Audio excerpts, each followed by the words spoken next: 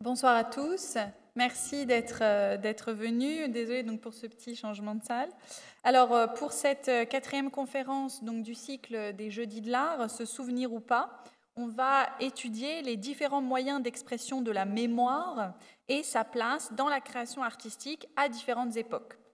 Nous verrons donc que dès l'Antiquité grecque, elle se présente dans la mythologie et est une source de préoccupation. Par ailleurs, nous nous pencherons donc sur la manière dont les artistes, mais également les historiens de l'art et théoriciens contemporains cherchent à avoir un certain contrôle sur la mémoire et la manière dont ils peuvent l'exploiter. La séance débutera d'abord avec une présentation d'Anna Laura Ferrara qui analysera la réalisation de la mémoire avec la technique, l'oubli et l'avenir. Cela se fera donc à partir surtout de la tradition mythologique autour de Mémosine, donc déesse titane, qui incarne dans la mythologie grecque la catégorie psychologique de la mémoire, ainsi que les liens qu'elle entretient avec d'autres divinités, comme Mémone, Léthé ou encore Apollon. Dans un second temps, Sabrina Bueble se penchera sur la place de la mémoire dans la création artistique à Vienne, autour de 1900. Pour cela, donc, elle explorera les théories de Emmanuel Levy, spécialiste d'histoire de l'art antique, qui explore les liens entre histoire de l'art et psychologie humaine, de Franz Wyckoff et puis de Max Dvorak, donc deux personnalités majeures de l'école viennoise. Et enfin, on interrogera les sources traditionnelles de l'histoire de l'art avec Pierre-Emmanuel Perrier de la Bâtie, qui étudiera donc l'intégration des portraits photographiques d'Andy Warhol dans l'écriture de sa vie et de son œuvre. Empruntant à certaines attitudes et mises en scène au lieu commun de la figure de l'artiste, Pierre-Emmanuel montrera comment l'artiste a su renouveler, au contact des médias de masse de l'Amérique d'après-guerre, la construction de la mémoire.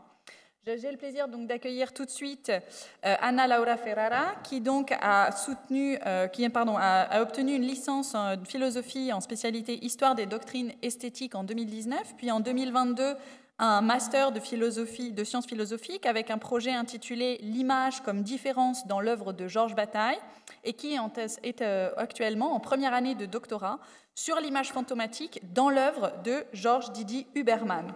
Ce soir, elle va nous parler plus précisément de la mémoire, le nœud de la mort et de la survivance. Nous l'écoutons avec plaisir. Merci beaucoup.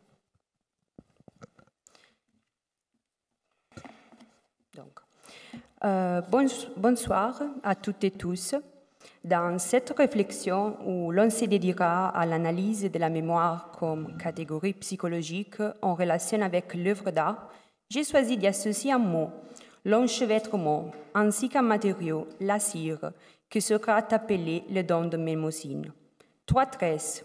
Voici comment se compose notre analyse. À 3 reprises, 3 fils d'Assin se rouleront pour former 3 tresses.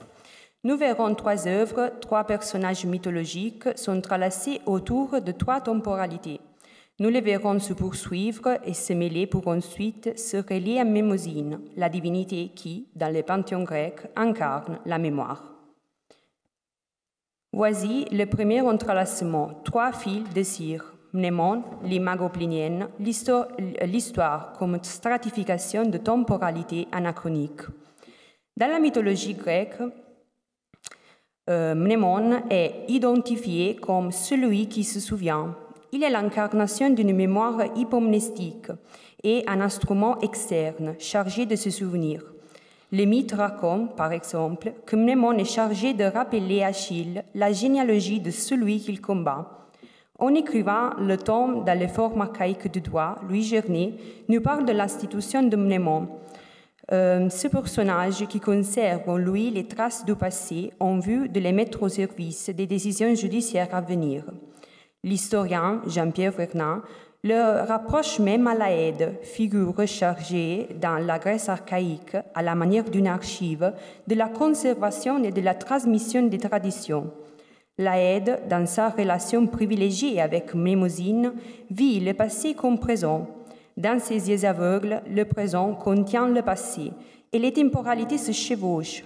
Pour Jean-Pierre Vernant, la fonction de la mémoire est de faire tomber la barrière entre le présent et le passé, de construire un pont entre ce qui est et ce qui a cessé d'être, mais dont la présence persiste de manière toujours changeante. Cette temporalité, dans son monde stratifié, nous l'appellerons anachronisme. Certains historiens, Marc Bloch, Nicole Leroux, utilisent le terme anachronisme quand ils sont face à une analyse qui, au lieu d'être linéaire, se caractérise par une stratification et une reconfiguration dynamique et continue. L'histoire anachronique ne peut pas être décomposée en blocs isolés, c'est un enchevêtrement.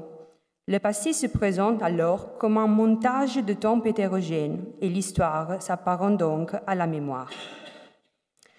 Freud a été le premier à imaginer la mémoire comme un mécanisme stratifié où les perceptions sont transcrites en traces mnésiques. Il aspirait et travaillait à la théorisation d'une véritable machine capable de faire apparaître la persistance des traces sur une surface toujours vierge, prête à recevoir de nouvelles perceptions. Cette machine, il la découvre dans le 1925, c'est le Wunderblock. Elle naît de l'assemblage d'une feuille de cellulose qui l'on pose sur une tablette de cire. Pour Freud, la tablette de cire incarne l'inconscient et la cellulose correspond au système PC. Cette surface, prête à recevoir de nouveaux stimuli, est en mesure de conserver les traces mnésiques des inscriptions qu'on lui appose, même quand ces derniers sont retirés. À travers le Wunderblock, le système psychique apparaît comme le résultat d'une série de stratifications de plus en plus profondes. Dans ses études freudiennes, le philosophe Jacques Derrida met en lumière la portée de l'écriture et de la technique et souligne comment ces deux composants deviennent indispensables dans la théorisation psychanalytique. En réalisant le mécanisme psychique décrit par Freud, il met en évidence le fait que la nature de psychique est originairement technique. Elle est le résultat des transcriptions de traces et de mécanismes d'enregistrement. Derrida ne cessera jamais de souligner à quel point la vie est intrinsèquement technique, ou plutôt à quel point la technique est constitutive de notre façon d'être humain, bien qu'elle ait été largement ostracisée par la tradition occidentale, la technique ayant été associée à la mort. Entre la mémoire et la technique, entre la vie et la mort, il y a l'image. Comme un souvenir, elle nous présente un instant particulier, ou plutôt, elle nous représente. Elle préserve le passé qui était présent, tout en contenant des éléments survivants d'un passé plus lointain. En dialoguant continuellement avec l'avenir, l'image survit. On pourrait dire que l'image ressemble à la mémoire et que, comme cette dernière, elle est le résultat d'un enchevêtrement de temporalité anachronique. Georges Guido-Bergman introduit, en réfléchissant sur ces thèmes, le concept plinien de imaginum pictura. Dans la lecture de Naturalis Historia, il découvre que le terme imago provient de lexique juridique et qu'il se réfère au moulage en cire. Les moulages en question étaient faits sur les visages des défunts pour conserver l'image.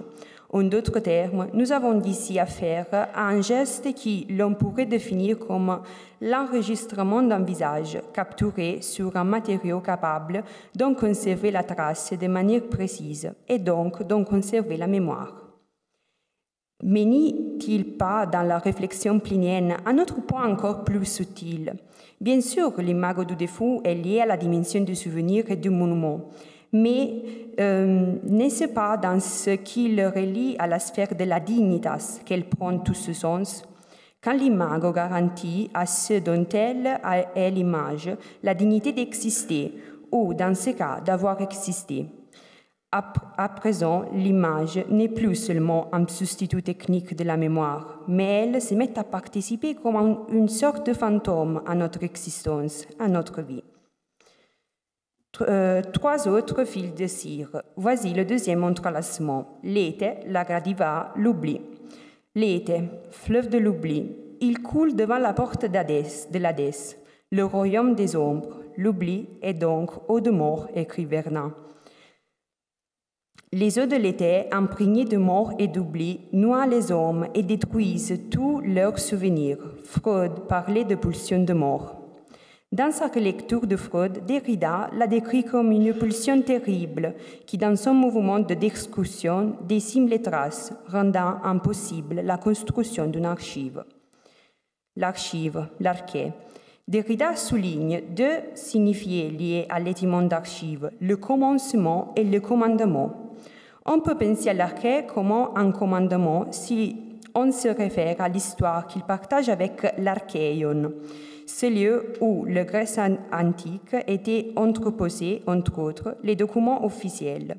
L'archéion était aussi la demeure des archontes, ceux qui conservaient ces documents et les interprétaient. Les archons étaient les gardiens de la loi. Ils pouvaient effacer qu'ils jugeaient un dégât et ils avaient un pouvoir sur la mémoire. La pulsion de mort agit donc même dans l'archive, mais seulement pour rendre possible le travail d'archivage. Pour préserver une partie des traces, l'archive est obligée d'en conseiller d'autres à l'effacement. Derrida appelle ce mécanisme le marque d'archive. L'archive travaille contre elle-même, mais pour se préserver. L'archive conserve ce qui s'imprime, ce qui laisse une trace sur sa surface, mais ce qui s'imprime s'accompagne de ce qui se refoule, ou plutôt de ce qui est réprimé, comme le note Jacques Derrida. À la différence du refoulement qui reste inconscient, la répression opère entre le conscient et le préconscient, c'est-à-dire ce qui ne peut jamais se laisser refouler dans l'inconscient, mais seulement réprimé et déplacé dans un autre effet. En d'autres termes, les impressions habitent l'archive comme le fantôme qui hante son sujet. C'est l'archive qui est pleine de fantômes. Elle donne à voir quelque chose qui n'est plus présent, quelque chose dont la reproductibilité est toujours rendue possible. Elle permet à ces fantômes de traverser le temps et d'exprimer de multiples temporalités, en les laissant errer dans chacun d'entre elles. D'entre tous ces fantômes, voici qui se lève le pied de Gradiva, le spectre du midi. On peut voir ce pied sur la plame de Wilhelm Jensen, même si en réalité son image vient de bien plus loin. À Rome, un bas-relief continue à surprendre une femme à l'instant, même où elle lève le pied pour faire un pas. Jensen lui a dédié tout un roman, ce qui a retenu l'attention de Freud. Le récit nous plonge dans le délire de Norbert Arnold. Quand l'archéologue se retrouve face au bas-relief de Gradiva, c'est le ravissement. Il s'ensuit une série de rêves et de pensées troublantes. Et le voici qui se met à halluciner son fantôme et à le chercher et à suivre ses traces. Son délire le conduit à Pompéi, où il imagine la vie de Gradiva, et le seul où croit voir ses empreintes. Arnold cherche vraiment les empreintes de cette femme. Il les cherche au sens propre, dans leur unicité, dans la singularité de leur archive. Mais c'est précisément cette unicité qui ne peut pas être retrouvée, car les traces dans leur Iketnung originelle s'estompent toujours. Dans le tourbillon de la temporalité, elles deviennent neutres. Ce ne sont que leurs fantômes qui se répètent, qui reviennent et qui sont reproductibles. Ainsi, la Gradiva devient l'image de l'archive, du mal d'archive, avec ses traces effacées, ou plutôt réprimées, avec ses fantômes qui ne cessera de réapparaître et nous oblige à reconnaître qu'ils font partie de la mort autant que de la vie. Et voici une mémoire composée de traces, de retours, d'effacements, qui s'enchevêtrent dans une temporalité tendue vers l'avenir. Troisième et dernier entrelacement de nos fils de cire. Apollon, la Pietà du Kosovo, l'avenir. À présent, il est temps que les réflexions sur le passé se superposent à celles sur l'avenir. L'imbrication du passé et du futur faisait également partie de la tradition de la Grèce archaïque. Pour recevoir la vision du futur, l'oracle apollinien doit se défaire de celle du présent. De même que l'Aède sacrifiait ses yeux pour voir le passé, l'oracle le fait en échange de parvenir à des moments inaccessibles de la temporalité. Aède et oracle sont deux faces de la même pièce. La mémoire est composée d'une série de traces qui diffèrent les unes des autres. Elles se représentent continuellement comme dans une archive. En ce sens, la disposition des traces exerce une influence sur l'avenir, car c'est à partir de la disposition des traces que l'avenir se ramifie. L'imago aussi est une trace capable d'habiter le futur, un élément immatériel qui croise quelque chose qui a été présent et qui, grâce à lui, continue à survivre dans la dimension hybride entre la vie et la mort. L'image, en ce sens, est un fantôme qui traverse l'histoire, en s'imprimant matériellement comme une trace dans l'immense archive de l'histoire. Elle s'impose dans la construction du futur, mais à condition de se livrer à l'autre. Pour ce faire, elles doivent être arrachées au temps et dans certains cas confiées à la terre, dans l'espoir de survivre, de révéler le mouvement souterrain de l'histoire. Sous terre, la veillée funèbre du Kosovo y est parvenue. Ce cliché a été pris dans le 29 janvier de 1990, dans le village de Nagaf, alors que l'agitation déjà présente entre les autonomistes et les milices serbes n'attirait pas encore l'attention. La photo précède de 8 ans le commencement officiel des guerres du Kosovo. Georges Mérillon avait décidé de se rendre dans le village de Nagaf, où des milices serbes avaient tué des autonomistes albanais. C'est à cette occasion qu'il prend une photographie dont l'esthétique et la plasticité en font une sorte de chef-d'œuvre. Cette photographie, comme souligne Georgi Duberman, a une durée. Elle souligne un drame encore invisible aux yeux de la communauté internationale, le cri des femmes kosovars.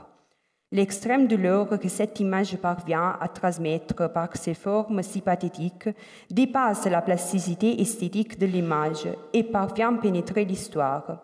C'est un cri qui veut échapper à l'invisible, qui s'oppose à l'horreur qui comportait la disparition d'une communauté civile entière. C'est une image qui résiste à l'effacement de son archive. Raison pour laquelle cette image a été rebaptisée Pietà du Kosovo. Le sentiment de pietas, analysé par Cicéron, est lié à la notion de justice. En ce sens, le terme de pietas prend un sens supplémentaire. L'image ne se contente pas de montrer la douleur des femmes kosovares face à un deuil récent, mais elle réclame justice. L'impact des images sur les questions politiques est de plus qu'à jamais évident aujourd'hui. L'image a la capacité de rendre visible ce qui ne l'est pas. Les manipulations d'archives ne sont pas rares dans le contexte génocidaire. Il faudrait même dire qu'elles font système. Dans ce contexte, un des objectifs principaux de l'oppresseur est d'effacer toutes les images pour éradiquer les traces du peuple auquel ils sont prompts. L'image est menacée par le pouvoir précisément parce qu'elle a la capacité de jouer un rôle vivant dans l'histoire, d'influencer le cours. Aujourd'hui, on meurt encore d'images. L'image a donc une profondeur temporelle et l'artiste, Pascal Convey, opère en réfléchissant à son action dans la temporalité. Il transpose l'image sur un vaste mur de cire blanche pour construire comme un moulage. Les personnages dans les tailles colossales sont creux, sculptés dans la cire, et leurs mains sont mises en valeur par un vide total. La sculpture de Convey exaspère l'image photographique. Elle lui restitue sa monumentalité et donne accès au drame dont elle était déjà porteuse. Cette œuvre abat les murs de l'histoire en dévorant la distance qui sépare le spectateur de l'événement. L'œuvre de Pascal Convey nous renvoie à l'enchevêtrement de la mémoire. Elle est faite de cire, sous don de mémosine, un matériau qui donne de la plasticité en recréant une sorte de ralentissement temporel. Voici l'image de Mérillon qui se dilate dans le temps. Cette technique de moulage en cire rend manifeste l'ambiguïté d'une présence-absence, quelque chose qui a été mais n'est plus, tout en étant absent, laisse sa trace dans la cire, comme le pied de Gradiva. C'est quelque chose qui persiste dans son être, même si d'une manière toujours changeante, en traversant la temporalité. Elle est à son tour un imago, Elle en retrace la technique de reproduction et révèle la dignitas du référent. Elle représente un événement qui serait probablement resté invisible aux yeux de la communauté internationale et n'aurait pas laissé de traces dans les archives de l'histoire. J'ai terminé. Merci beaucoup.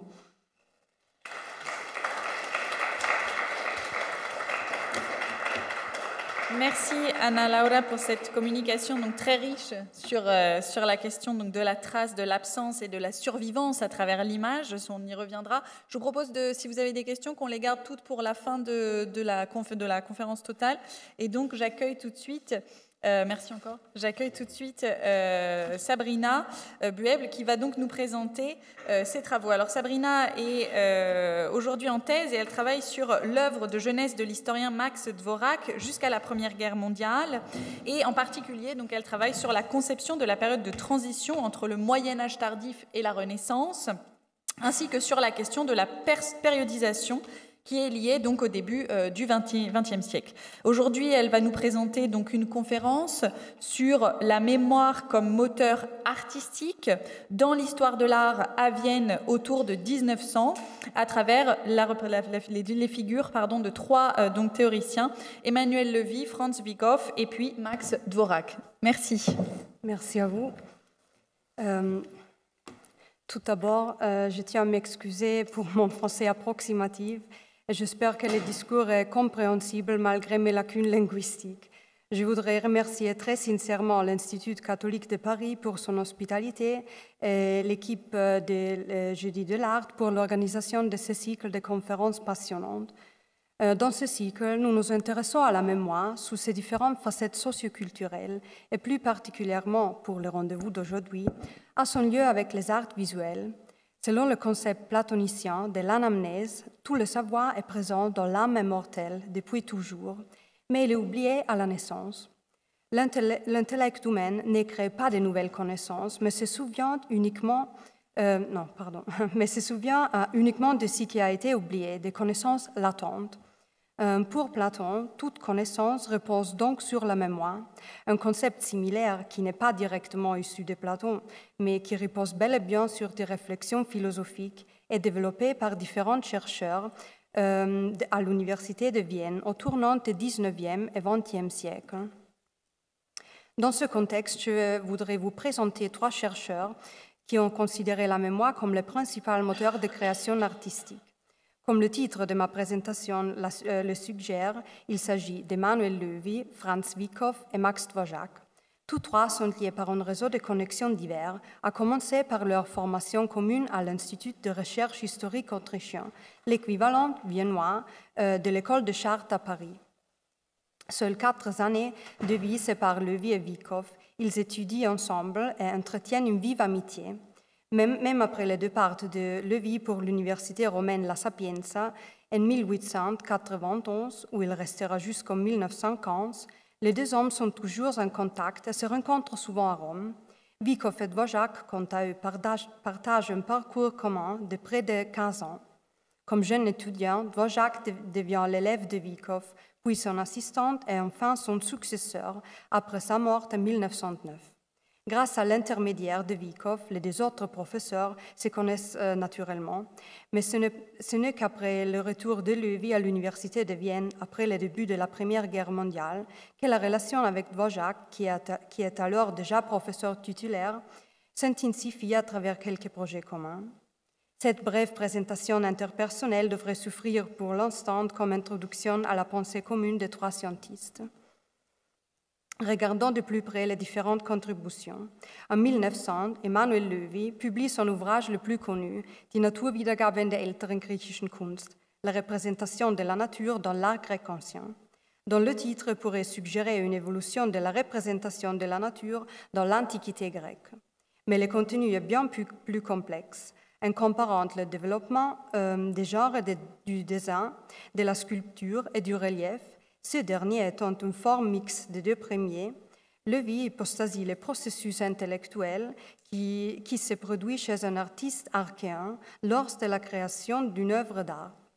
Sa thèse s'articule autour du concept d'image-souvenir ou image mnémonique et Erinnerungsbild, qu'il a repris des études de perception du physiologiste Ernst Brücke, qui a enseigné pendant 41 ans à Vienne.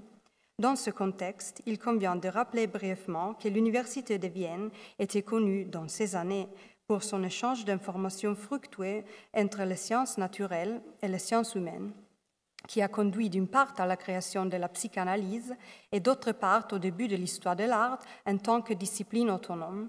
C'est ainsi que Loewi, hostile aux théories matérialistes de Gottfried Semper, a trouvé une nouvelle approche à l'art à travers la psychologie et les théories de la perception. Toute imitation de la nature implique, selon Loewi, une modification ou une sélection des phénomènes qu'offre la réalité.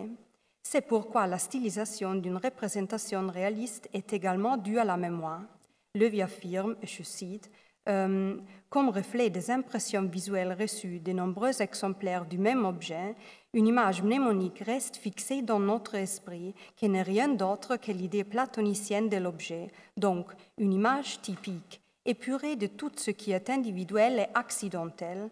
Exprimée graphiquement, cela donne une conception des lignes et des surfaces qui cherchent à rapprocher le plus possible les mêmes formes géométriques simples, la stylisation. Fin de citation.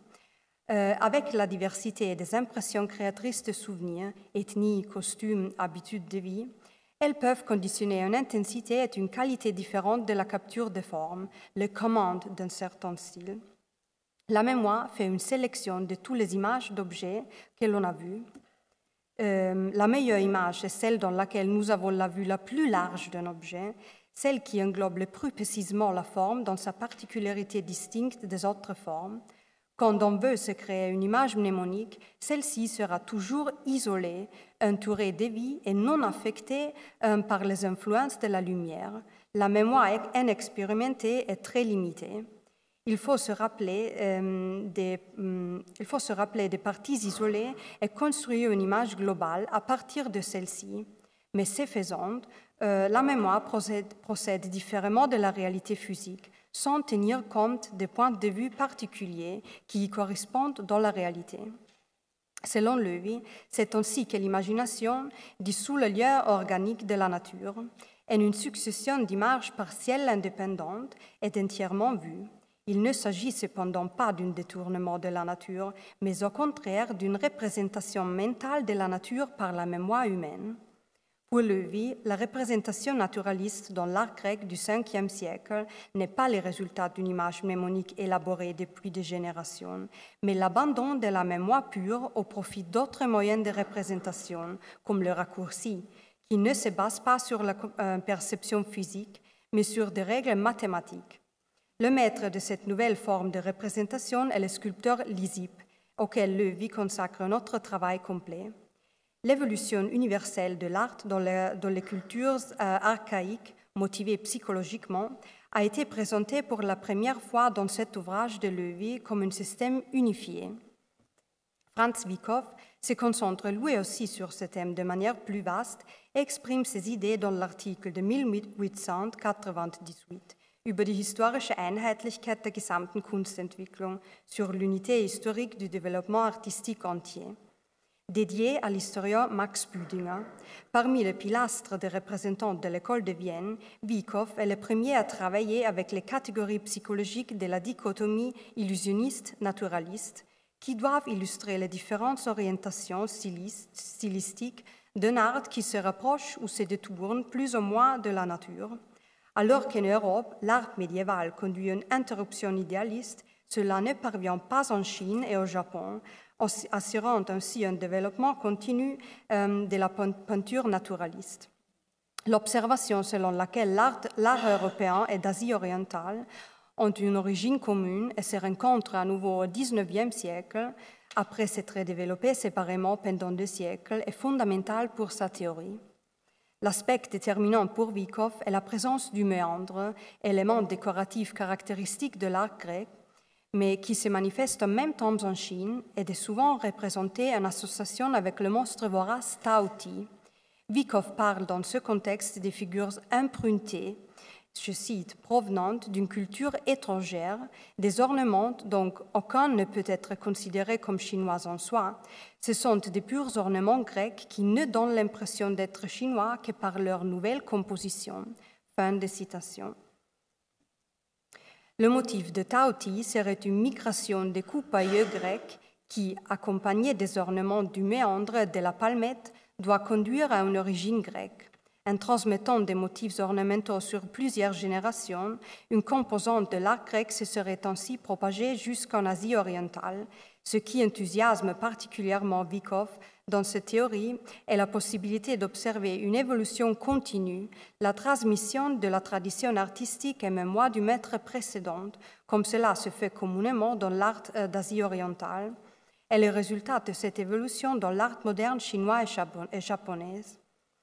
Nous savons aujourd'hui que de nombreux exemples de réalisations chinoises présentant un motif de méandre ou de taoti remontent bien au-delà de l'épanouissement de la culture grecque. De plus, Vykov écrit presque 10 ans avant les découvertes élémentaires du site paléolithique de Mésine.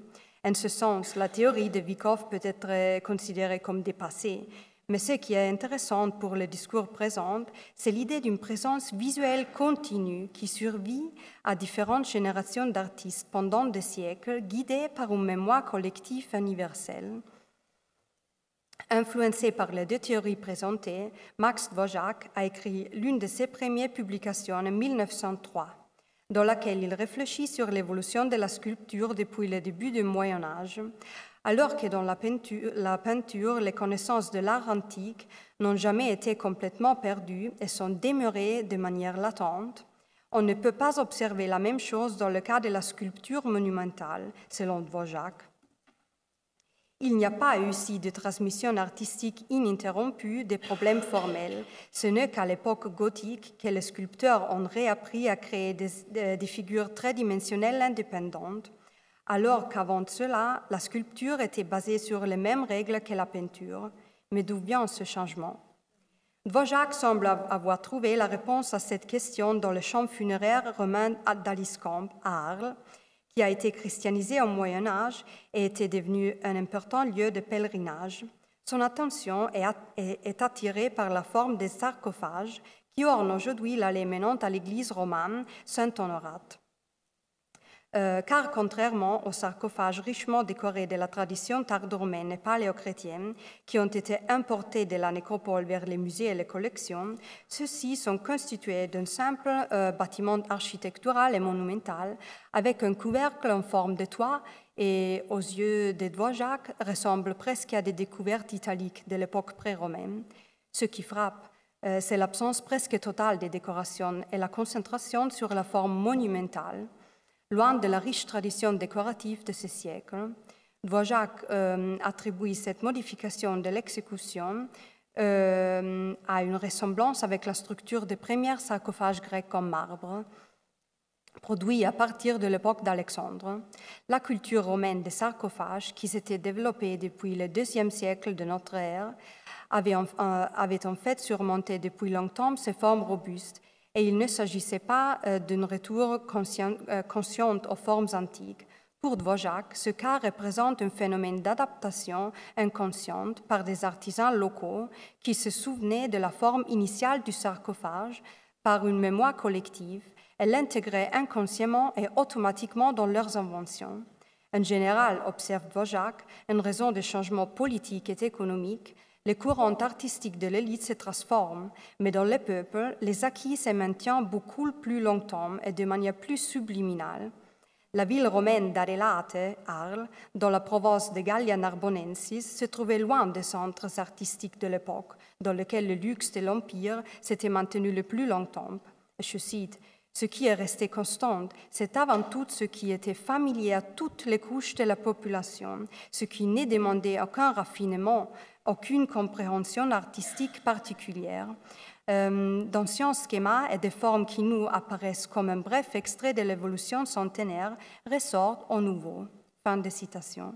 Dvořák donne également trop de valeur à l'héritage grec, car la forme monumentale avec un couvercle en forme de toit est tout à fait encore présente à l'époque impériale romaine, comme on peut par exemple le déduire des découvertes de villes d'ici Dima ou Hierapolis en Turquie.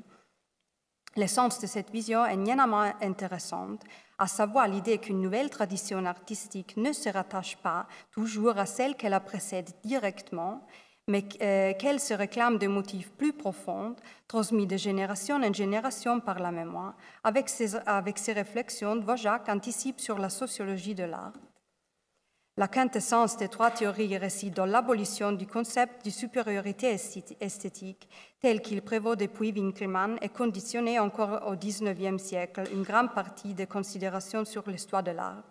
Chaque époque et chaque forme d'art gagne en validité, et grâce aux facteurs de mémoire qui connectent différents produits entre eux, la hiérarchie de genre est abolie aussi. Cette position de base est fondamentale pour la suite de la discipline de l'histoire de l'art. Au-delà de ces points communs, ces théories peuvent toutefois être catégorisées en deux groupes distincts de conception de la mémoire comme moteur artistique. D'un côté, la thèse de Loewi, née de la volonté de dépasser une histoire de l'art orientée vers l'esthétique ou le matériel et de se rattacher aux études psychologiques et perceptives naissantes.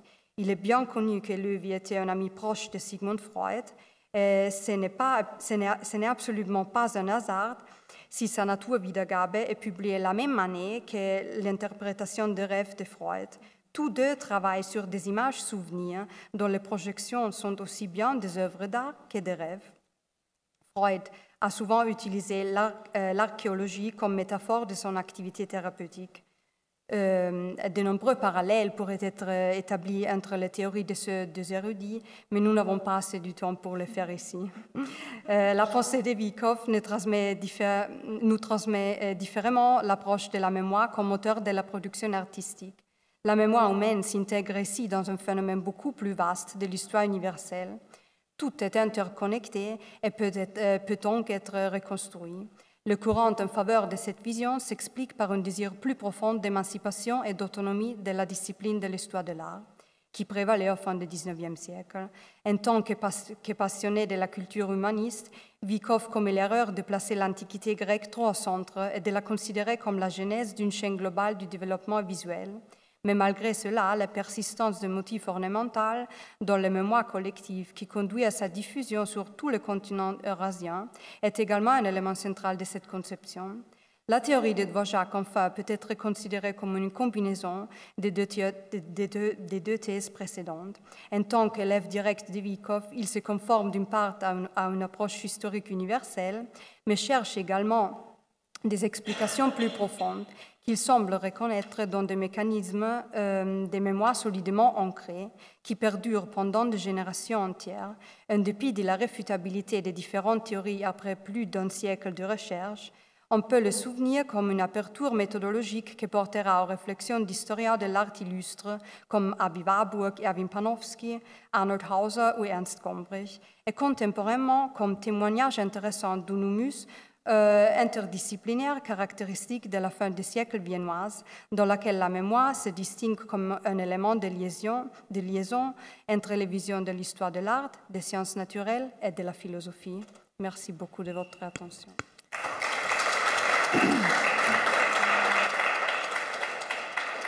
Merci beaucoup pour cette excellente communication donc, sur la question de la pérennité, de la survivance, de la présence visuelle dans les grâce notamment aux cultures mémorielles collectives. Je pense qu'on aura beaucoup de questions pour vous. Et j'accueille maintenant Pierre-Emmanuel Perrier de la Bâtie, très connu de cette maison, puisqu'il est maître de conférences en histoire de l'art contemporaine chez nous, à l'Institut catholique de Paris.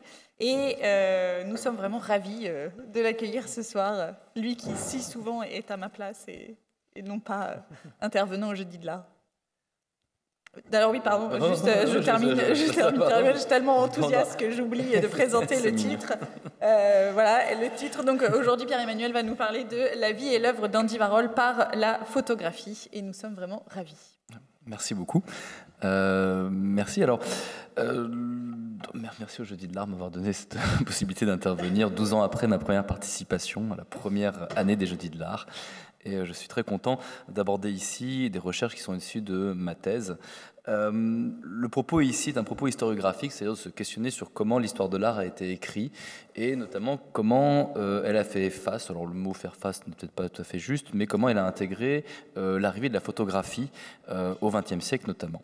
Quand on parle de photographie, ce qui est intéressant, c'est de penser à différents points. C'est déjà d'une part la photographie, la manière dont les artistes se sont emparés. Quand je parle de photographie, c'est-à-dire les portraits photographiques faits des artistes, c'est-à-dire l'artiste représenté lui-même et non pas un usage de l'artiste, un usage de la photographie pour représenter le reste du monde. Voilà. Et cette idée-là, c'est déjà d'une part de s'intéresser à la photographie comme finalement reprise d'un certain nombre de lieux communs de la figure de l'artiste, c'est-à-dire comment on a représenté par l'image finalement un certain nombre de textes et d'anecdotes qui étaient d'abord transmises par l'écrit sur la figure de l'artiste, par exemple l'artiste masculin viriliste Démiurge, on peut penser par exemple la notion de l'artiste magicien notamment qui crée une image nouvelle. La question se pose aussi notamment à travers le développement des techniques de reproduction de l'image qui se fait de plus en plus qui se développe tout au long de la fin du XIXe siècle, au début du XXe siècle, et qui permet la diffusion beaucoup plus aisée de photographies. Et puis, dernier point qui peut se poser, c'est au XXe siècle, dans lequel les artistes ont la main sur un certain nombre de domaines de création, notamment aussi l'édition, travaillant notamment sur des nouvelles formes artistiques comme le livre d'art ou le livre d'artiste, par exemple, vont aussi s'approprier ces modèles bien connus de l'histoire de l'art et vont intégrer leur propre photographie sur lesquelles ils ont une influence forte dans ce récit-là.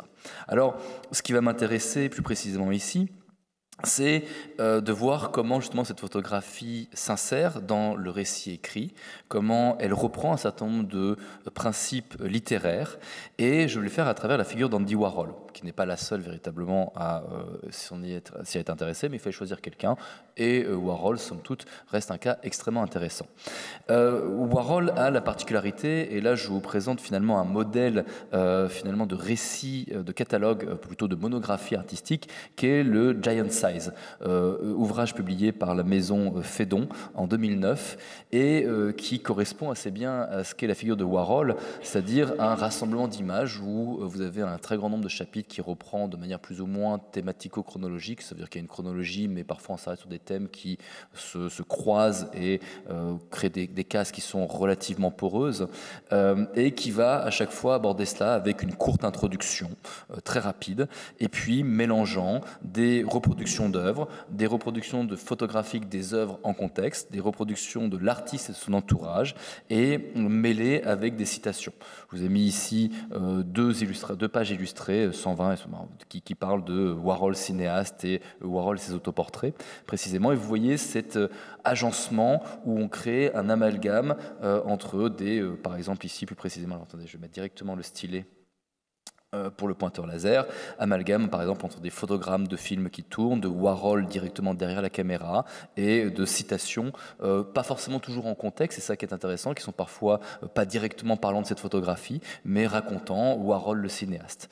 Et donc on construit finalement une image de Warhol par adjonction de ces différents éléments-là. Et j'insiste toujours en liant le texte et l'image, et qui participent de cette écriture visuelle. Alors ça intervient aussi, et c'est ça qui m'intéressait dans la figure de Warhol, et dans cet agencement qui ressemble d'ailleurs dans une manière finalement éditée à une scénographie d'exposition. On mélange, comme je disais, œuvres, vues des œuvres, citations, cartels. Ici, on retrouve finalement une figure de Warhol qui s'exprime assez idéalement à travers ce propos-là. J'ai mis une citation qui est une citation un peu poncive de Warhol que l'on retrouve au début de chaque propos et de chaque exposition. Si vous voulez tout savoir sur Andy Warhol, contentez-vous de regarder la surface de mes peintures et de mes films et de ma personne. C'est là que je suis, il n'y a rien derrière.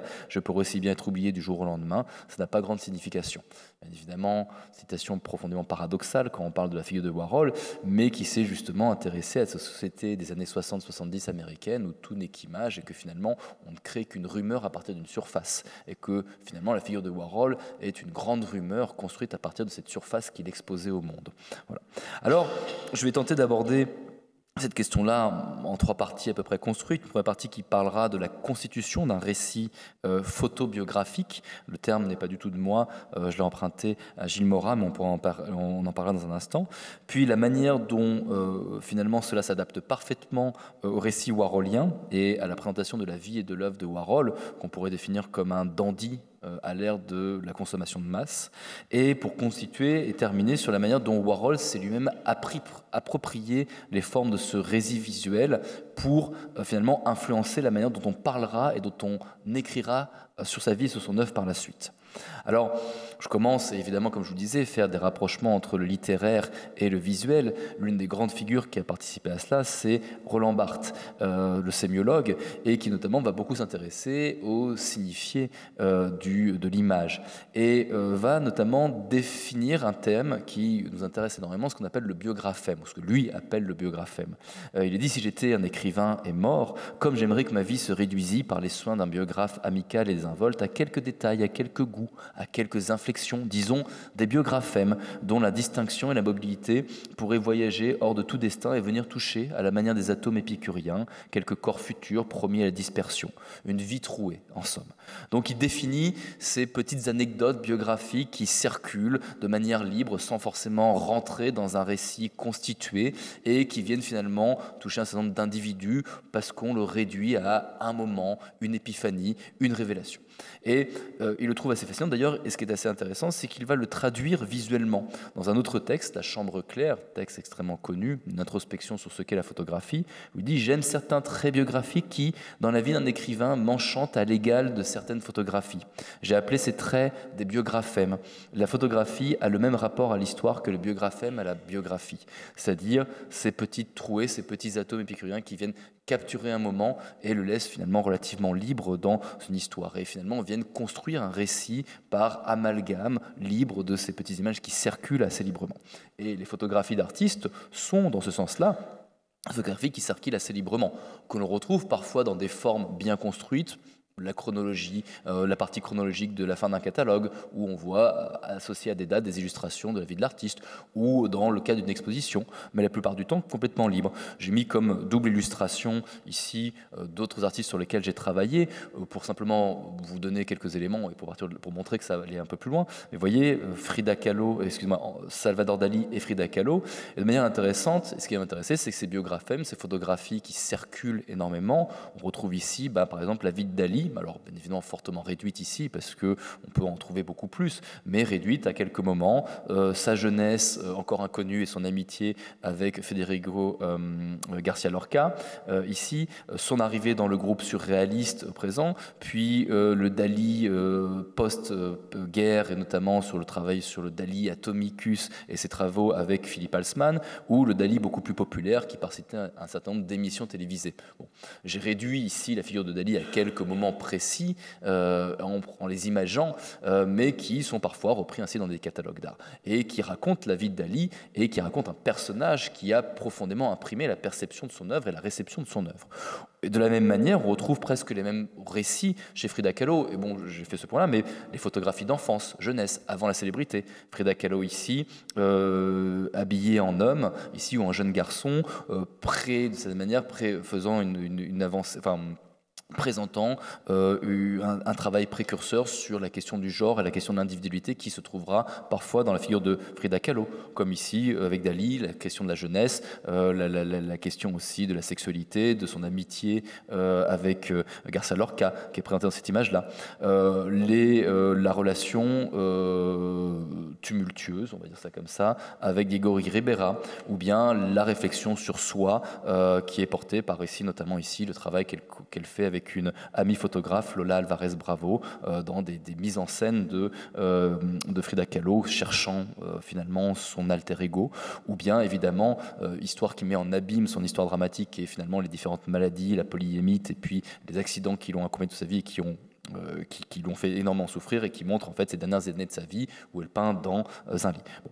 Ce récit-là, et là je vais vous faire un récit en quelques images, mais qui est assez intéressant parce que finalement on arrive à réduire certaines grandes anecdotes de vie et certains récits à ces éléments-là. D'ailleurs, celui qui a défini le terme photobiographique dans un manifeste photobiographique édité en 1983, et qui écrira notamment: la photobiographie redoublera la vie. La vie est donc la photographie, ce sera des coups d'épiphanie, ces accélérations du présent où s'engouffrent et se résolvent nos attentes, notre passé, nos nostalgies, nos désirs. Et il insiste ici sur finalement une forme de continuité du récit photobiographique, mais qui répond d'une certaine manière à une discontinuité du récit biographique aussi, où l'on vient s'intéresser à chacune des périodes et que la photographie vient cristalliser. Donc c'est ce propos-là que j'essaye d'évoquer à travers la figure de ces images, qui sont d'autant plus intéressantes parce que ce qu'il faut évoquer sur ces images-là, c'est qu'à la fois dans leur présentation, dans leur première présentation, elles circulent assez librement, comme je dis, dans des expositions, dans des articles, dans des monographies, dans des documentaires, peut-être, donc on prend toutes ces formes éditées de l'image photographique.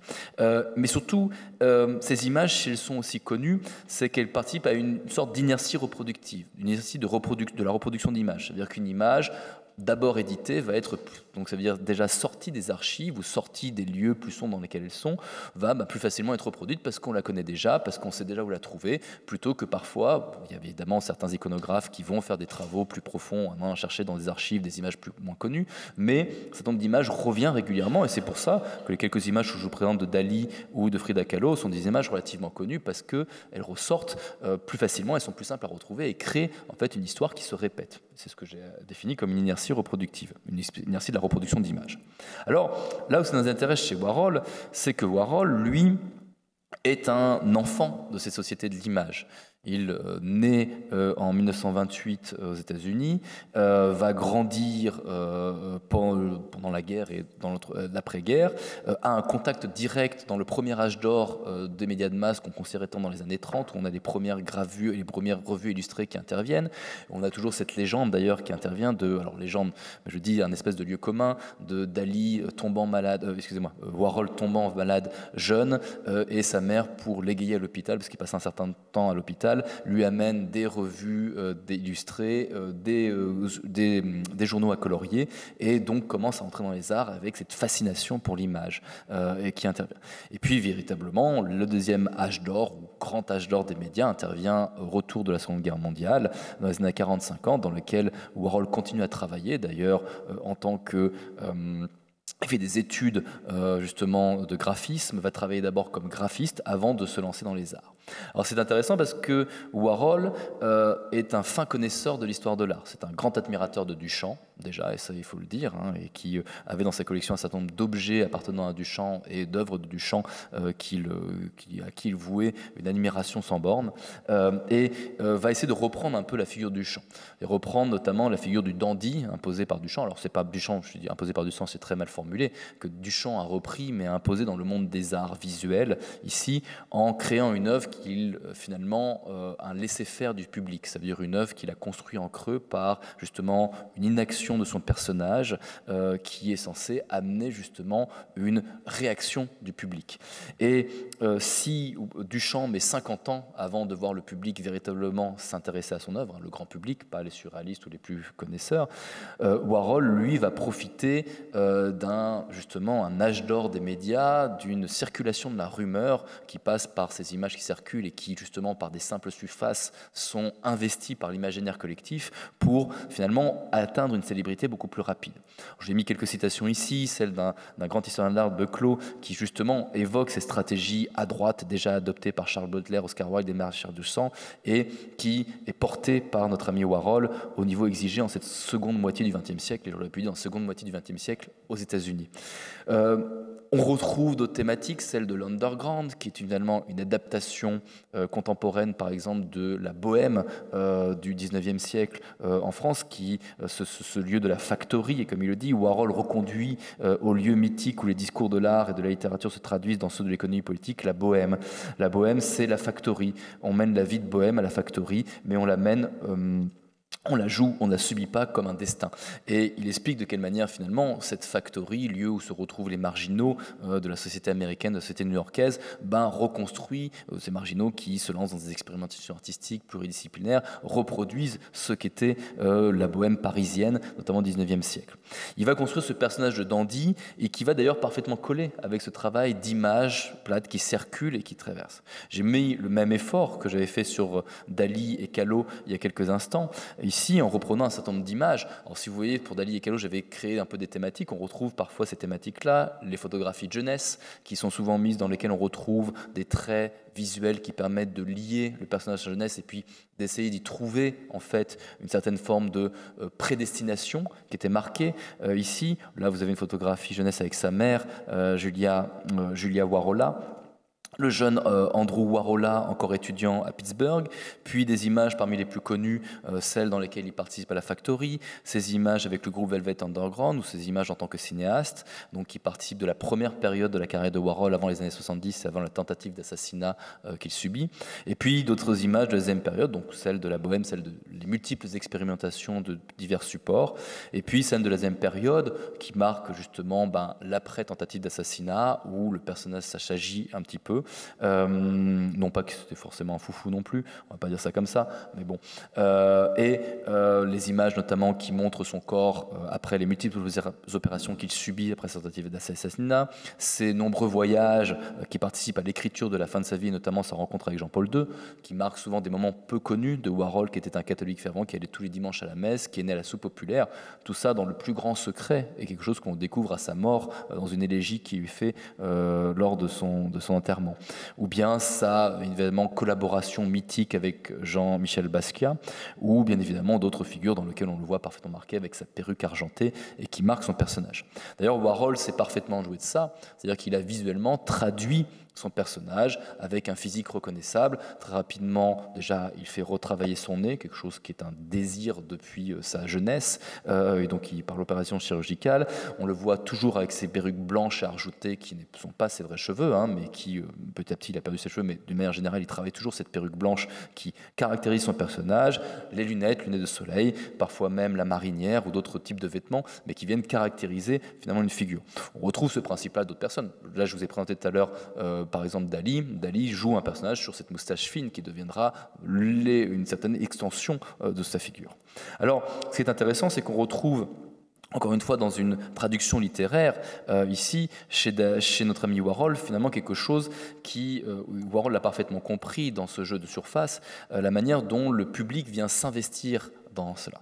Ce travail de l'investissement du public, c'est quelque chose qui a été travaillé régulièrement dans le principe de réception littéraire, notamment Sartre dans la littérature, dans Qu'est-ce que la littérature, l'évoque de cette manière-là. Il dit « Puisque la création ne peut trouver son achèvement que dans la lecture, puisque l'artiste doit confier à un autre le soin d'accomplir ce qu'il a commencé, puisque c'est à travers la conscience du lecteur seulement qu'il peut se saisir comme essentiel à son œuvre, tout ouvrage littéraire est un appel. Écrire, c'est faire appel au lecteur pour qu'il fasse passer l'existence objective, le dévoilement que j'ai entrepris par le moyen du langage. » Et de cette manière, la photographie va de ce sens-là. Photographie, évidemment, toujours orientée par le texte, mais dans ce sens-là. L'image fixe, et ça, ce sont des théories plus contemporaines de médiologie, l'image fixe peut effectivement donner, je cite ici Raphaël Baroni, peut évidemment donner forme à une histoire, mais elle ne peut réaliser ce potentiel narratif qu'avec le concours d'un interprète qui construit mentalement, par son parcours de lecture et en s'appuyant sur ses propres compétences narratives, le flux temporel à partir de la représentation. L'image narrative est un appel, la photographie est un appel à une construction narrative. En plus, à partir du moment où on l'associe à d'autres images, on l'associe à une chronologie.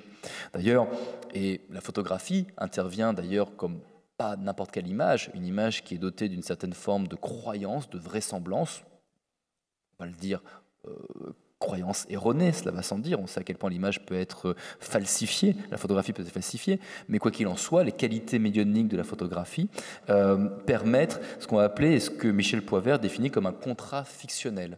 Un contrat fictionnel, quelque chose qui se noue entre le spectateur, celui qui regarde la photographie, et qui, face à la qualité de vraisemblance de la photographie, laisse en partie son incrédulité submergée par ses fantasmes. C'est-à-dire qu'on revient à une théorie théâtrale très connue, c'est-à-dire la suspension d'incrédulité, le fait que pendant le temps d'une pièce de théâtre, nous croyons au fait que, nous vivons vraiment, nous vivons vraiment dans un monde dans lequel il y a des elfes et des nains qui combattent pour aller voir un anneau mystique. Pendant le temps d'un film ou le temps d'un récit, nous acceptons cette réalité-là. Et puis bien évidemment, après, nous revenons à la réalité. Sauf que la photographie crée un contrat fictionnel dans lequel la suspension d'incrédulité demeure et ne s'arrête pas au temps de l'exposition. Et ça qui est intéressant. Alors, ça me permet d'entrer dans cette dernière partie de cette présentation, et je pense que j'ai un peu débordé. Voilà, bon, allez, on termine. Allez, je vais dire, débordé. Ce qui m'intéresse sur l'appropriation. Et c'est un point important, c'est-à-dire que ce récit, et il faut bien le dire, va trouver des formes solides. J'ai évoqué quelques formes solides tout à l'heure, en vous disant les chronologies de fin d'ouvrage, les expositions.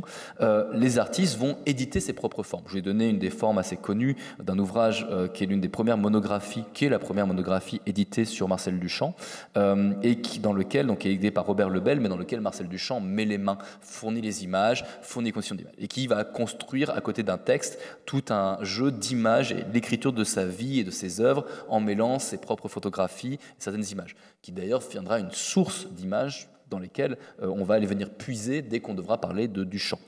Ce qui est intéressant, c'est qu'on a tout un récit. Alors, je vais peut-être passer un petit peu sur ces récits, sur ces théories, sur ce que c'est que le parachant, le périchant, l'épichant. Mais dans la construction d'une image, évidemment, quand on associe des images, on pense à la manière dont, en effet, le texte, d'autres images, tout ce qui entoure une image, vient transformer son sens.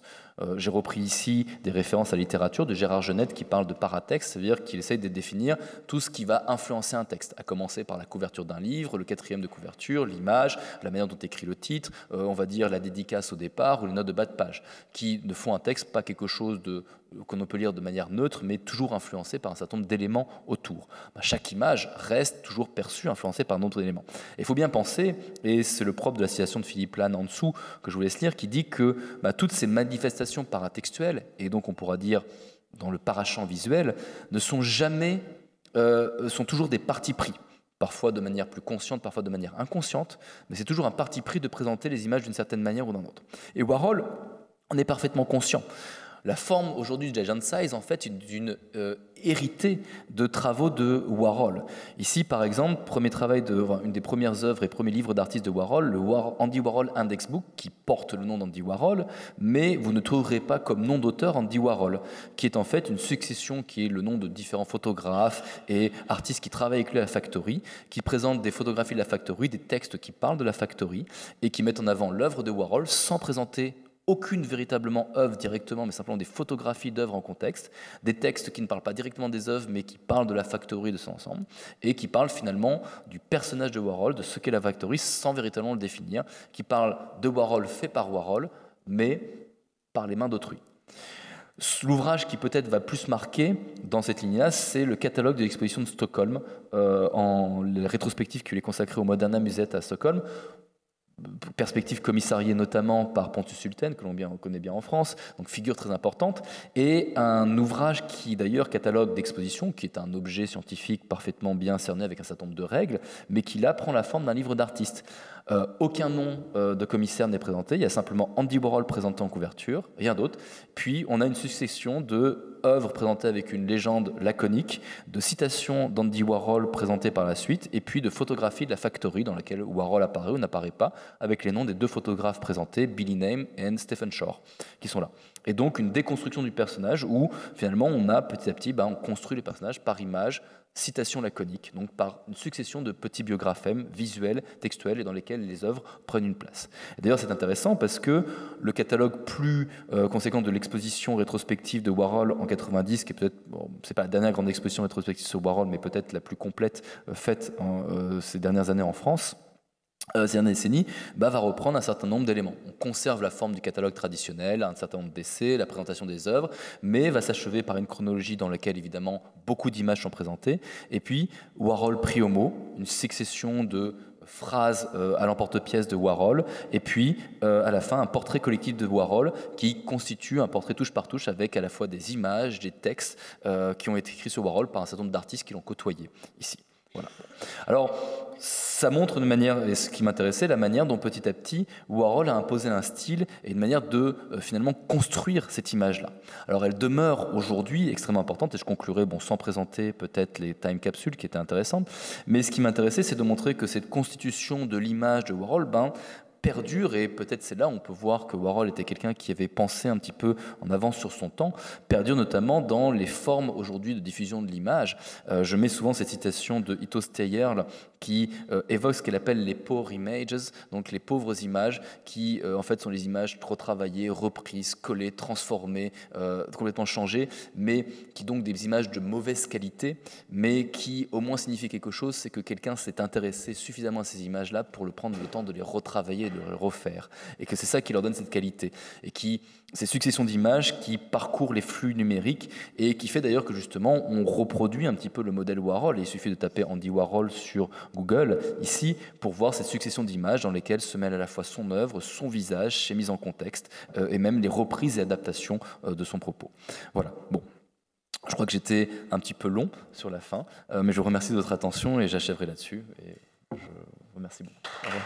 Merci Pierre-Emmanuel pour cette passionnante communication donc qui répond très bien aux autres intervenants donc sur la question de l'image comme véhicule, comme objet de mémoire construite. J'invite les intervenants à nous rejoindre.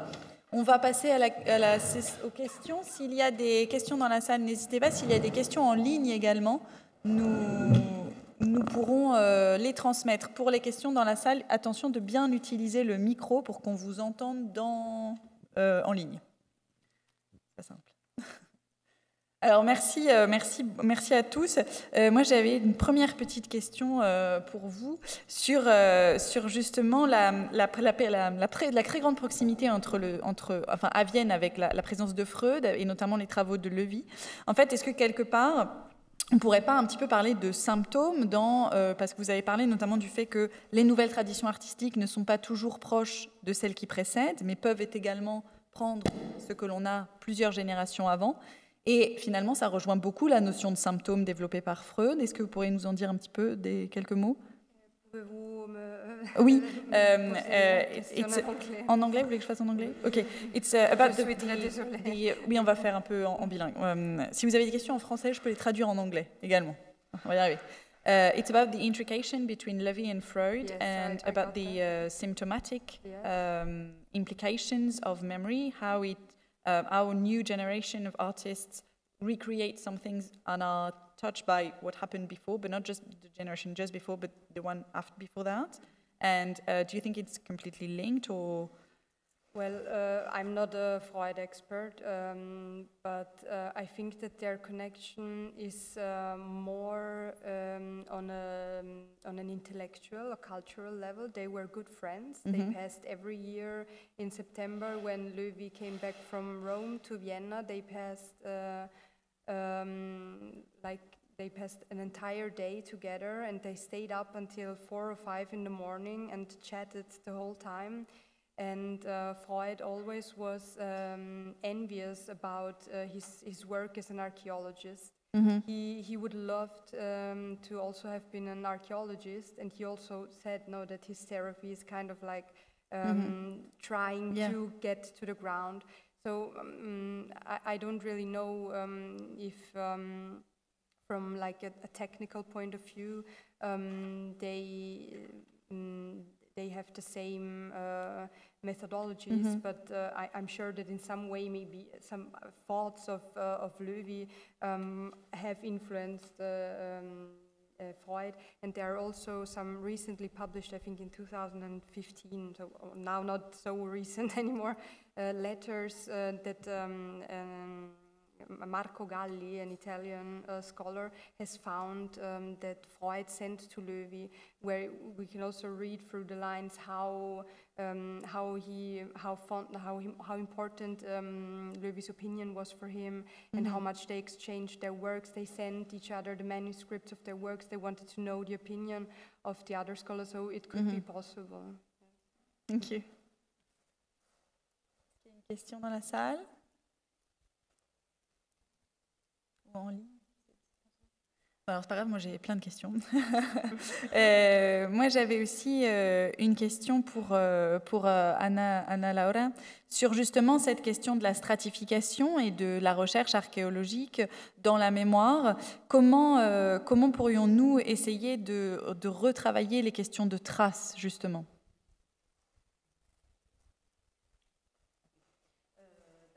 Le micro. Merci. Merci. Donc, sur la question de la stratification, j'ai pensé la temporalité comme un système très stratifié. Je lu dans Freud, même et aussi dans le travail de Georges Duberman, il parle beaucoup de temporalité comme un système de stratification qu'il appelle une temporalité anachronique. La terminologie de trace, en effet, c'est une terminologie que j'ai pris de travail de Jacques Derrida, en réalité, parce que Didier Huberman parle d'empreinte, qui est un peu différent de la trace, parce que quand Jacques Derrida parle de la trace, il pense à quelque chose qui peut être effacé. Mais Georges Huberman, quand il parle de l'empreinte, il pense à quelque chose qui survit dans l'image et qui peut survivre pour beaucoup de temps. Et donc, si je pense à Georges Huberman, quand il parle de stratification et quand il parle d'empreinte, je pense qu'il se réfère à une composition de Warburg, parce qu'il pense à quelque chose qui survit dans la temporalité avec la visualité de geste dans l'image. Et j'étais intéressée aussi, Pierre-Emmanuel et Anna Laura, par la proximité de vos travaux, notamment sur la question du mal d'archives, parce que, en fait, dans les choix que Warhol fait, par exemple, de choisir quelques images, ou de ce que tu as pu montrer, Pierre-Emmanuel, sur Frida Kahlo ou Dali, en fait, vous avez tous les deux donc cette question du choix d'images. Et ce choix d'image, il crée une réalité, une trouée, donc ça, tu l'as très bien expliqué.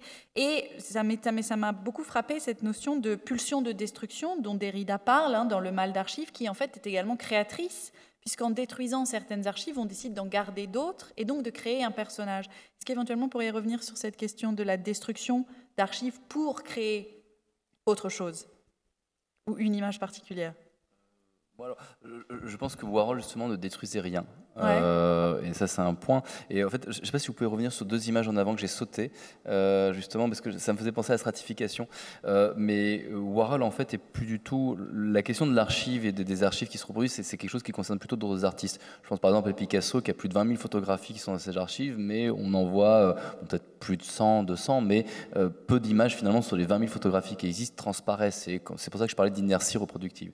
Warhol va, lui, justement, proposer énormément d'images. Alors, on va en retenir un certain nombre de plus iconiques, évidemment, quand c'est Robert Mapplethorpe, quand c'est Richard Avedon qui en font, ou quand c'est des images plus particulièrement qui datent d'un événement, une rencontre avec Bob Dylan, ou tout ça, elles vont ressortir plus facilement.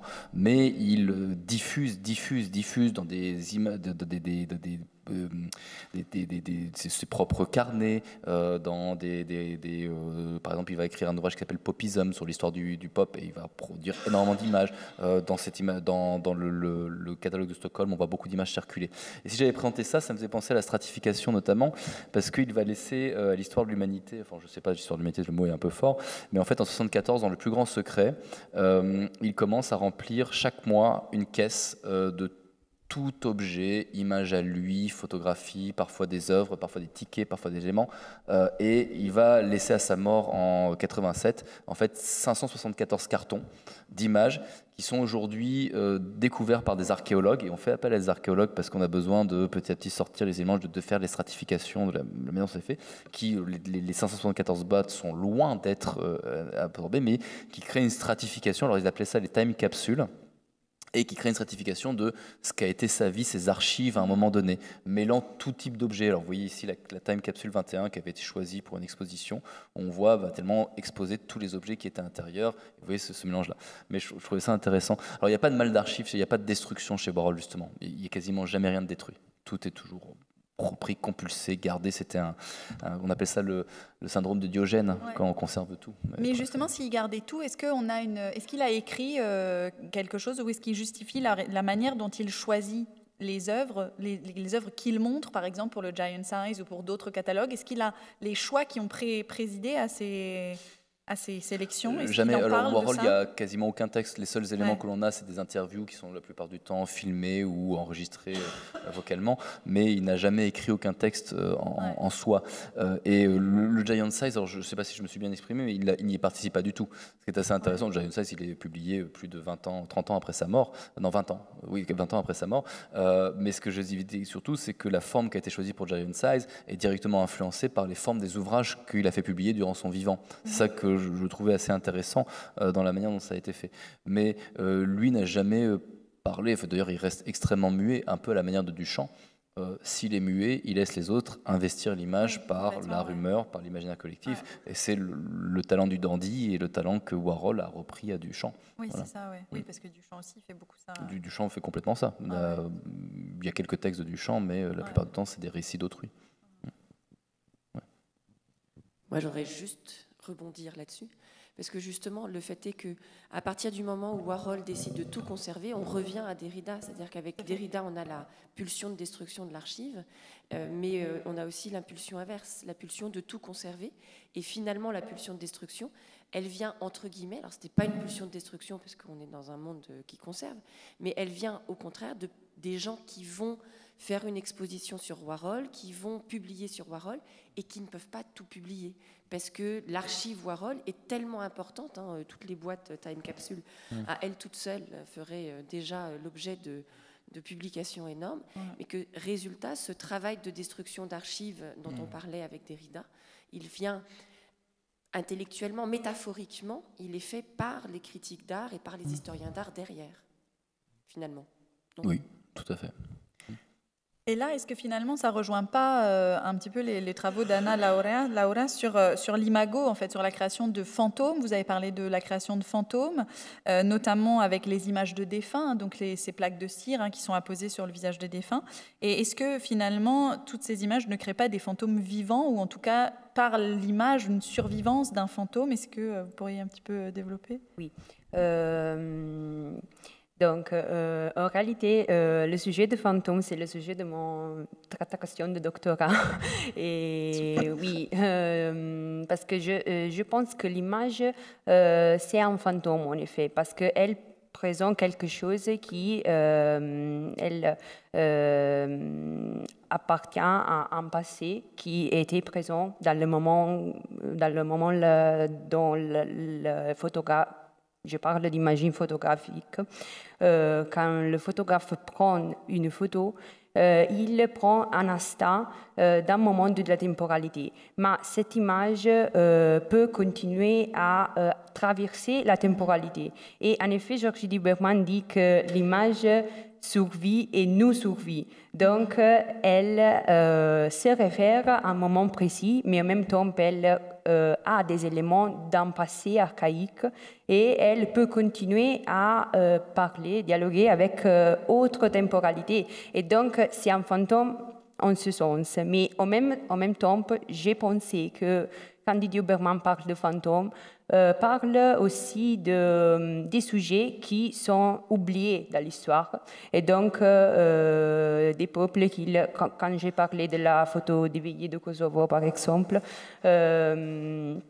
il fait un discours très politique parce qu'il pense que l'image peut faire apparaître, mettre en évidence des réalités et des moments de l'histoire que la pulsion d'archives, en quelque sorte, la manipulation d'archives veut détruire. Et donc, l'image a un rôle politique, je pense, très important parce qu'elle peut intervenir dans l'histoire et changer, en quelque sorte, le tour des événements. Oui, on a une question devant.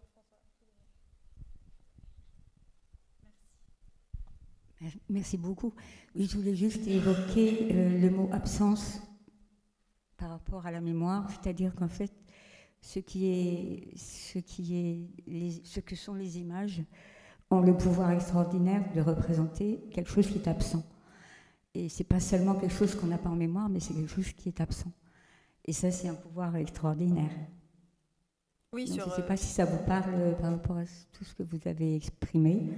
Moi, je pense que ça rejoint un peu la notion de l'oubli, ce lien avec Mémosine, Mémonet, ce lien avec l'oubli, éventuellement, ou le silence, disparition d'archives et le silence, parce que la création de silence permet, un peu comme Warhol, le fait de ne pas prendre la parole, permet de laisser place à tout autre discours qui peut être repris politiquement ou sur la vie de Warhol ou même la vie de Dali et des autres. On peut avoir des projections tout à fait sur ça. Ouais. Je ne sais pas si vous voulez rebondir sur ce silence ou la question de l'oubli ou la question du silence. Oui, ça fait partie de à la fois non, mais enfin, on rentrera peut-être dans des schémas assez connus sur la notion d'image, mais cette ambivalence de l'image qui est à la fois une absence d'être et surcroît d'être. Mais c'est ce qu'on a dans le contrat fictionnel, ce que j'évoquais avec Michel Pauvert, notamment pour la photographie, qui joue là-dessus, c'est que c'est une image n'est que la photographie et non pas la représentation. Ceci n'est pas une pipe, c'est une représentation de pipe, mais en même temps, le contrat fictionnel rend cette photographie particulièrement saisissante parce qu'on a l'impression en suspend notre incrédulité, et même s'il y a une absence, il demeure une présence vivante avec la vraisemblance de la photographie. Il n'y a pas que la photographie en soi, mais... non, voilà. bien sûr, ouais. Mais je pense que sur la question de la suspension d'incrédulité, ça rejoint aussi beaucoup les travaux sur l'inconscient et viennent au 1900. C'est beaucoup cette question de l'oubli, de l'absence et de la résurgence, de la survivance, autant dans le travail psychanalytique qui se développe dans ces années-là que dans le travail de l'historien de l'art. En fait, c'est des disciplines qui sont quand même très proches et on voit très bien au berceau en Vienne au 1900 que c'est quelque chose qui fonctionne très très bien de manière commune, en fait. J'avais une question justement pour Sabrina, parce que j'ai peut-être mal compris un certain passage ou pas, mais comment se faisait la transmission de cette mémoire en fait? Parce que ce qui m'étonnait peut-être, c'est comment on transmet la mémoire d'une image sans image, en fait. Dans le cas de surtout de Dvorak. Oui. Sorry, non, je suis très désolée, mais je ne suis pas capable. He thinks that through objects that just remain, not in the highest, in the high society, but on the countryside and in far away from the novelties of art. Objects or artistical styles that are already out of fashion remain far longer than they do in the capitals or in the court. And so his theory, in this case, this theory is wrong. Like we have to say, and I hope I was clear. It was really clear. It was really clear. His theory was wrong, but his thought was, and this is also a thought that Aby Warburg had, that some elements can stay in like a common memory, Collective. Pardon. Oui, mémoire collective. Exact. Yes. And that it can stay for a long time, and that is like unconsciously the form or the style remains in what the artist knows, and he's not conscious that he's taking a form from, I don't know, 4 or 3 generations ago, but he just uses it because for him it seems the right thing. It seems something that is compatible with what he wants to create. In this case, it's a sarcophag. And he thought that the monumentality of these sarcophags refer more to Greek tradition than to Roman tradition. That was his thought. On transmet tout de même toujours par une image latente, un objet. Non, mais c'était l'objet de. Oui, c'est exactement cette notion du symptôme inconscient qui ressurgit 4 ou 5 générations plus tard et qui était complètement absent, mais quelque part qui est porté en nous. C'était très frappant sur les comparaisons que vous avez montrées, notamment pour le méandre, la forme du méandre qui apparaît en Chine et en Grèce. Qu'est-ce qui s'est passé? Comment ça a pu se passer? Et en même temps, c'est des formes qui sont assez simples et on peut imaginer comment on peut les retrouver à 2 endroits très distincts parce qu'on a peut-être... chose de commun. The interesting thing is that especially Dvořák, the text is short, it's like 12 pages, but he uses the term latent 2 or 3 times. And I think this is also what you were saying before. It is something, and I tried to explain briefly how the 3 researchers were connected. And it is something that is like in vogue in Vienna by the time. And another master of Dvořák was Alois Riegel, and he was very well connected with philosophers. He studied philosophy, Zimmermann, and all these aesthetic theories. And Freud was there at the same time. They were all at the same university. So I think it is something that for them it was. They met each other. They communicated. They changed their thoughts. So and I think that also to come back to your initial question, I'm sure that there are a lot of connections between all these thoughts. Et puis même avec le lien au rêve, en fait, dreaming, les résurgences des rêves qui réapparaissent comme ça fait tout à fait écho à ces travaux sur la mémoire que l'on retrouve dans ce milieu du début du XXe siècle à Vienne. Oui, tout à fait, absolument. Est-ce qu'il y a peut-être d'autres questions ? Non ?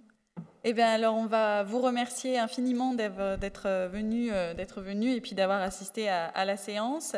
On vous invite donc à reprendre la prochaine séance, donc aura lieu à Rouen, sur le campus de Rouen, de l'ICP à Rouen, le mercredi 13 mars. Donc, on a un petit changement de jour. Les Jeudis de l'Art auront lieu un mercredi. Le mercredi, donc 13 mars prochain, à partir de 18h. Et on travaillera cette fois-ci sur relire et réécrire la mémoire avec 2 intervenants.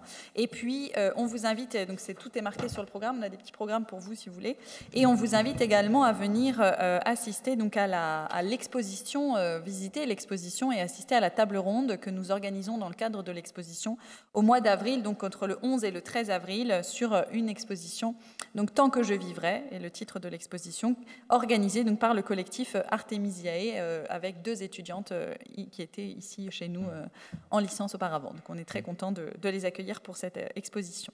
Voilà, merci encore. Je permets juste d'ajouter un élément, pardon. Je sais que si certains d'entre vous veulent venir à Rouen, superbe, et on vous donnera quelques astuces, notamment des choux chez Yvonne à l'entrée de la gare. Vous pouvez venir, mais évidemment, ce qui sera peut-être le plus simple, c'est que vous puissiez suivre aussi en distanciel. Évidemment, il y aura un lien en distanciel si vous êtes intéressé par cette dernière conférence à Rouen. Voilà, mais voilà. Notamment, voilà. Merci beaucoup. Au revoir. Merci.